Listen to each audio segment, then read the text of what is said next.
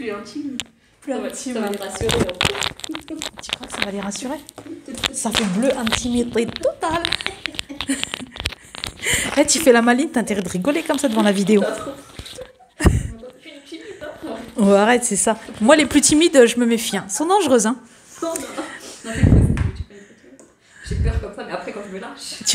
Tu lâches tout. Non, tu vois, juste milieu. C'est noir ou blanc. Je sais pas faire. Eh ben, c'est pour ça que t'es là. Mesdames et messieurs. Ah, attends, tiens, donne-moi le truc. Ouais, vas-y. Moteur, action. Eh, tu sais quoi? Je fais mes chroniques vidéo, je me suis dit, il faudrait vraiment un truc moteur. Et quand je l'ai commandé, mon mari m'a dit, c'est quoi ce truc? Je lui dis, comme au cinéma. Wouh! Il a pas vu. Et après, elle a dû se dire, bon, c'est encore un truc farfelu, hein. Mesdames et messieurs, bonjour. J'espère que vous allez bien. Alors, je suis en train de rigoler avec la dame qui est là et je trouvais qu'elle percute super bien.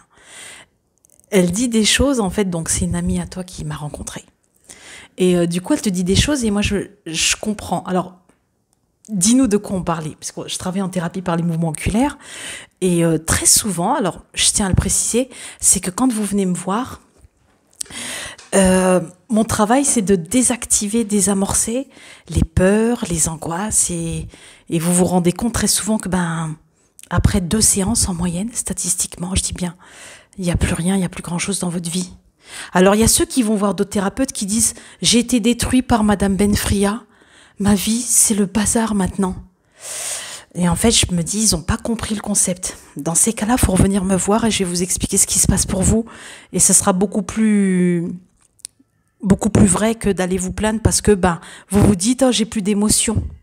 Mais non, le but de notre travail, justement, c'est d'aller désensibiliser les émotions que vous ressentez qui sont négatives. Cela dit, ça ne veut pas dire que vous n'en avez plus, mais vous n'êtes plus attaqué par ces émotions. Vous n'êtes plus complètement, comment dire,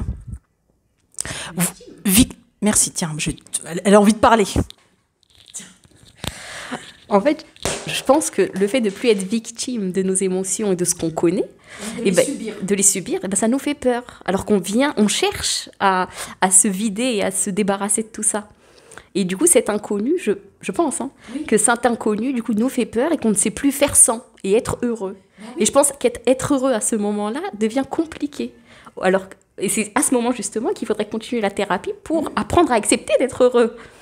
Mais malheureusement, c'est qu'on ne sait plus être heureux. On ne sait que vivre avec tous ces sacs qui nous pèsent. Qui vous tenaient chaud. Exactement. Mais oui, il faut être très honnête, ça vous tenait chaud, clairement. Mais vous allez dire, mais non, des problèmes, ça ne tient pas chaud. Mais si, ça vous tient chaud. Ça vous a été utile dans votre histoire, dans votre vie. Sauf que quand vous venez me voir, vous êtes en train de dire à votre cerveau, on est en train d'expliquer au cerveau avec la méthode, que ça n'est plus nécessaire. Et là, le cerveau, il est là, vide. Vous pleurez plus. Vous n'avez plus envie de vous venger. Vous n'avez plus envie d'être méchant avec vous-même. Vous n'avez plus envie de manger. Et là, du coup, quand on vous retire ça, vous vous retirez ça, vous passez à autre chose. Je fais quoi maintenant? Et c'est là que justement Dalila intervient en étape 3. L'étape 3 du travail, c'est ça. C'est de revenir pour aller voir qu'est-ce que tu peux faire, qu'est-ce que tu as envie de faire. Et je reçois beaucoup de femmes qui sont là. Dalila, tiens, encore une dame que j'ai reçue récemment qui me dit Dalila, voilà, je vends des Thermomix. Je vends des Thermomix, sauf qu'en fait, j'en vends pas.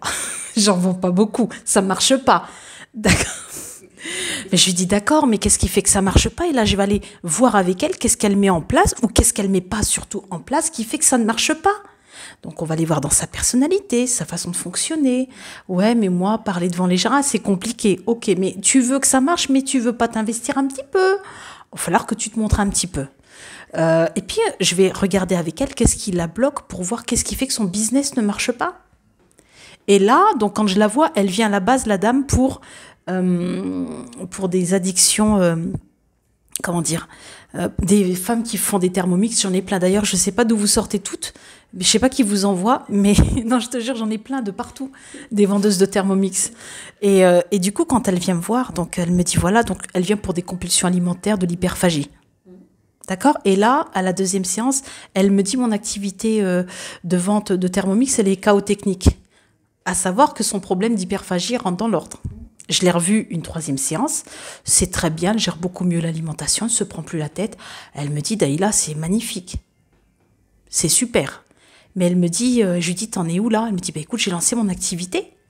Bah, je lui dis, mais attends, tu m'avais pas dit que tu avais un problème de business, de lancer?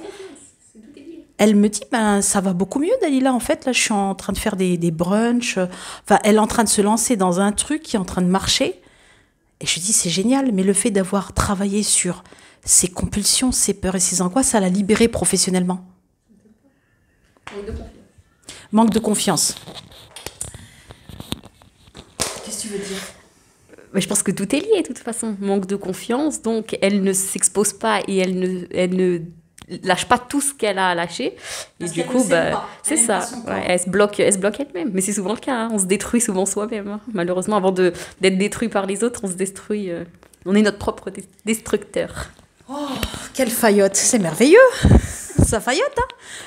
Première de classe. Première de la classe, ça m'étonne pas. On fait pas de la biologie pour rien. Hein. Ouais. File le truc et tu dis que c'est terminato. La séance du jour est terminée. Merci, à bientôt. Au revoir, c'est elle hein, qui a fait le clac, c'est génial. Et je vous adore, j'ai des accompagnés merveilleux. Ils sont top, ils coopèrent, ils font coiffeur, ils font le truc. Moi, je continue encore 20 ans à travailler. Hein. Ah, je m'arrête pas. Combien pour vous? Merci à toi d'avoir témoigné. Merci à vous de me suivre. Et puis, j'espère vous faire des chroniques intéressantes et qui vous permettent de vous comprendre, qui vont vous permettre aussi de savoir où vous avez envie d'aller et vraiment de choisir votre vie pour de vrai. Et arrêtez de bricoler parce que Monsieur Bricolage existe déjà.